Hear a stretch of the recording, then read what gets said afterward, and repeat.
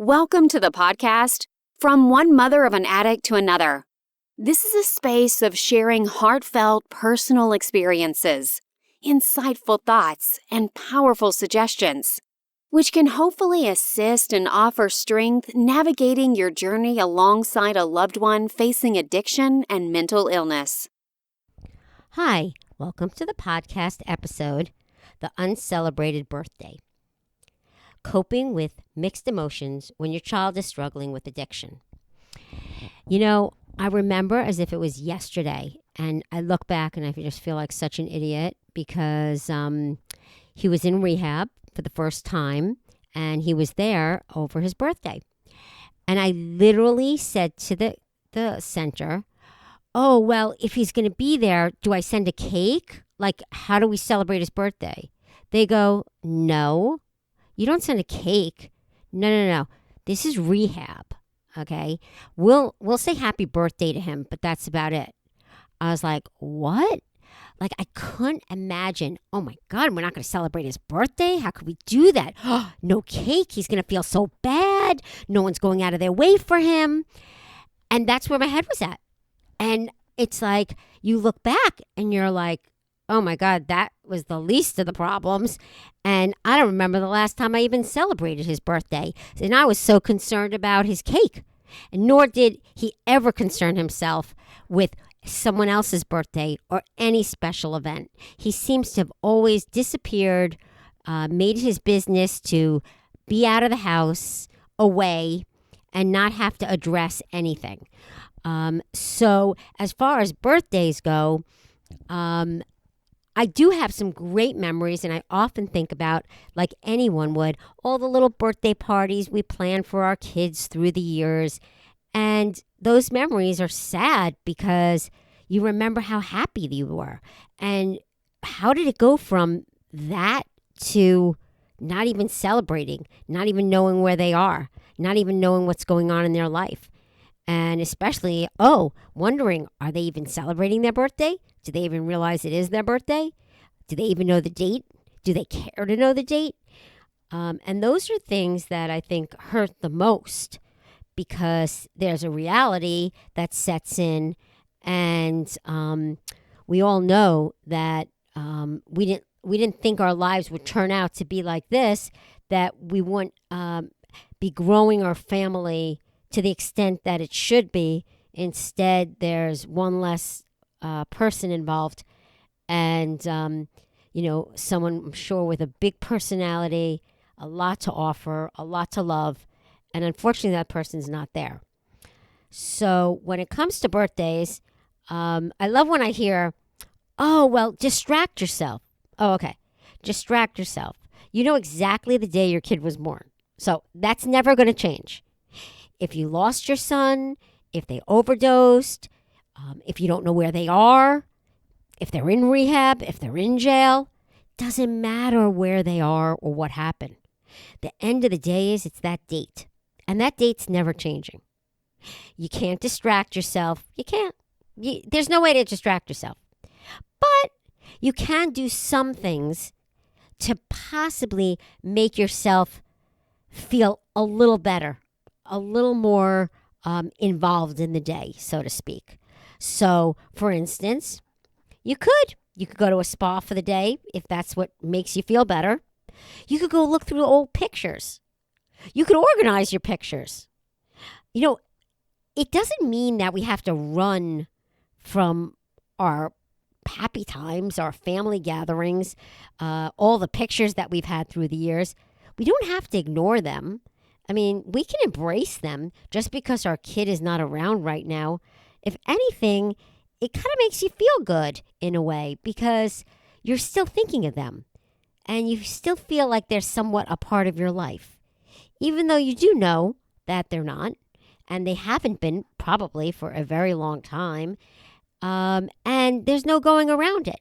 Now, sometimes you get to the point where it's their birthday and it's really no big deal to you anymore because it's been so long since you've even wished them a happy birthday or been with them on their birthday or celebrated anything happy with them. So sometimes it's just a sour day. It's a sour day, and that's okay too. Sometimes you just feel like, oh, I don't even care anymore. It's enough. I'm not getting him anything or her. I'm not doing anything. I just don't care. It's okay. That's fine too. In some ways, people would say, oh, but you're so lucky. You know where your kid is. Oh, they could stop over. Oh, they could stop over. That's great. They could stop over. Sure, because they're getting something, because they want something from you. Are they coming over to spend time with you, just to spend time with you? Are you begging them to see them? Are you begging to meet with them? And only if, you offer them to take them for dinner or to buy them things at Target for their home or wherever they're living, or buy them cigarettes or meet them at the gas station? That's for you.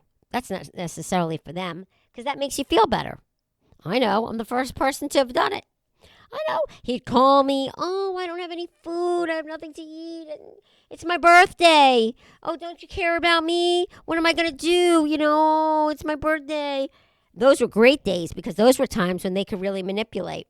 They knew exactly how to do it also. Use you for a great meal. Use you for purchasing something for them. But in general, then it gets to the point after so many years, they're never around anyway. You don't speak to them. You don't hear from them.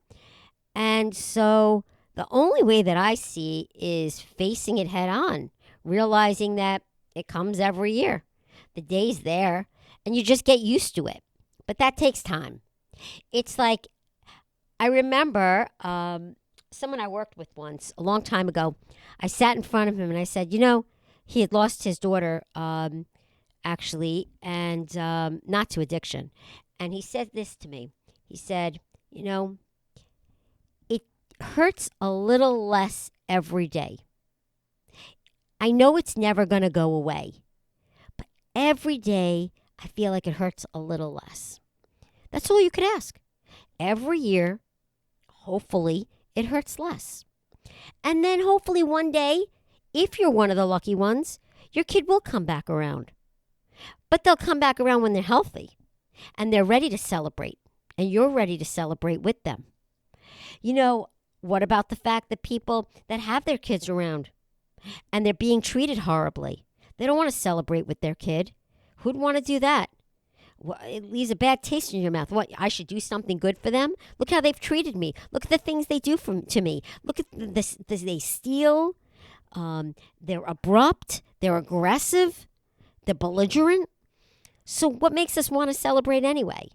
So there's so many different factors and so many different places you could be at this point in celebrating your kid's birthday, or where you're at in this stage of coping with your adolescent's addiction or mental illness. But if they are in your life and it does make you feel good, then do it. Have a cake, have a barbecue. Whatever works for you, I say do it. If they're not in your life, that's the sad thing. It's the memories. And no one can belittle that. No one can make it better for you. You just get through the day, and the day's over, and you move on. After 14 and a half years, I could tell you that for me, I definitely think of him.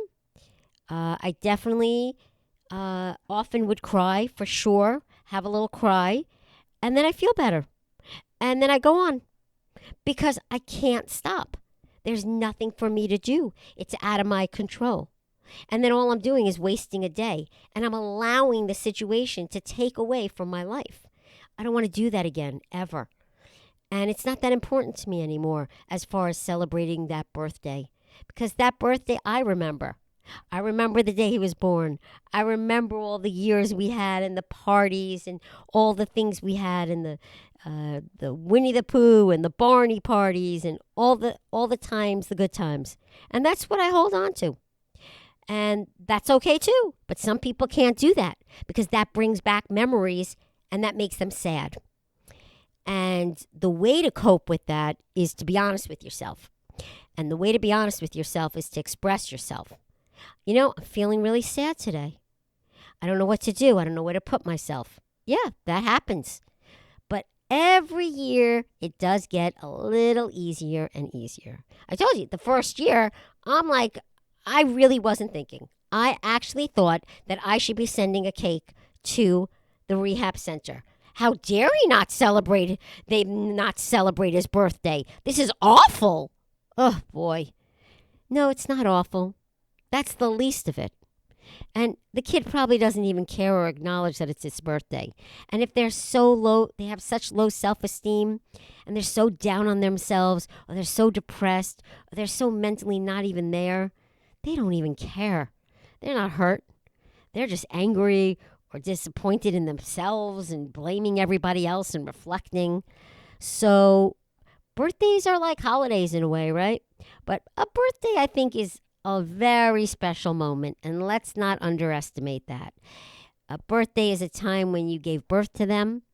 It's a special moment in your life and their life. And that's something that you can't forget, and you don't need to.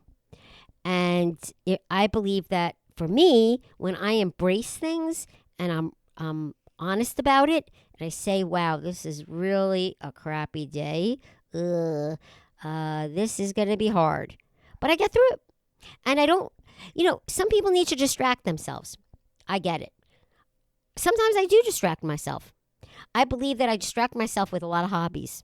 I realize that I keep shoving more hobbies in my life because it's distracting and it doesn't allow me to stop to think about my son as much. And the day comes and his birthday comes and goes, and maybe I don't even acknowledge it like I used to. And then I do feel a little guilty about that. Wow, I can't believe I not even taking a couple of minutes to think about this. No, because I'm at the point where I don't need to do that anymore. I've been there. I've done that. He's taken too much already from me. I'm not interested anymore. I've been able to cut that. How do you get there? How are you going to get there? Well, it doesn't happen overnight, and it's not going to be the first birthday, and it's not going to be the second birthday. And it might not even be the 10th or the 20th birthday. I don't know. But everyone reacts differently and gets to that point where they've had enough. And I've said it in every single podcast through every single scenario. And it's so interesting. There's nothing anybody could possibly do for you. Nothing. But you do for you. And you're the only one that could stop it. You're the only one that could put your feet down and say, that's it. No more. I've had it. I'm not going there anymore. I'm not doing this anymore. I'm not going to run and have my life be run by an addict. I'm not going to allow my life to be taken over so I don't have a life anymore. I'm not going to take their problems and make them my problems because they're not. That's where you have to get to. But until you get there, and even when you do get there, birthdays are still birthdays. So sometimes it's fun to go through and organize your pictures or just talk about with your other kids, what it was like, the birthday parties. Hey, you remember them? And remember we did that? Remember the surprise party? And remember the costumes? That's okay. Because, it's interesting because my other son, he hasn't called me on my son's birthday in so many years. And this birthday was the first time probably in 6 years he called me to say, wow, you realize it's his birthday today. I'm like, yeah. And we just talked. And he obviously needed to talk about it because it was on his mind. Now, isn't it interesting? He blanked it out for a long time. But then one day he woke up and is like, ooh, wow, it's my brother's birthday. He's not around. So, then it's you, but then you got to think about all the siblings around you and your husband or the grandmother and how they feel. Everyone's affected. But that's not your problem. Your family, your kids, your immediate family is your immediate problem. And talking to the kids about it, the rest of the family, is actually a good thing. And if one of them comes out and starts talking about it, that's even better. But if you're able to show that you can handle it, being the matriarch of the family, then everyone else will follow suit. So a leader has to lead that way. And that's something to think about too. Because if you're sitting there in the corner distressed, crying hysterically, looking at pictures, and you just can't get through the day, how do you think everybody else is going to react? They're going to be horrified. My God, look at my mother. She's freaking out over my sibling that's a wreck, and he's been a disaster for years, and he's taken so much of our lives, and it's just everything's horrible and nasty and miserable. Well, does that sound good? No. But what about this? Your kid comes up to you and he starts talking about their sibling. And then you just get into conversations and you say, hey, let's talk about, like, do you remember which party was the best? Which one do you think he liked the best, or they liked the best? Or, what was their favorite character? Or talk about them.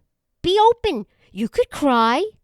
It's okay to cry in front of your kids, your other kids. They could cry. But speaking about it is really amazing for everyone, because it shows that it's okay. It's okay to feel. It's okay to feel this way, and it's justified. And then you wake up tomorrow and you start all over again. And that is what it's all about. So thank you for listening. I hope this has helped, and have a great day. Thanks for tuning in.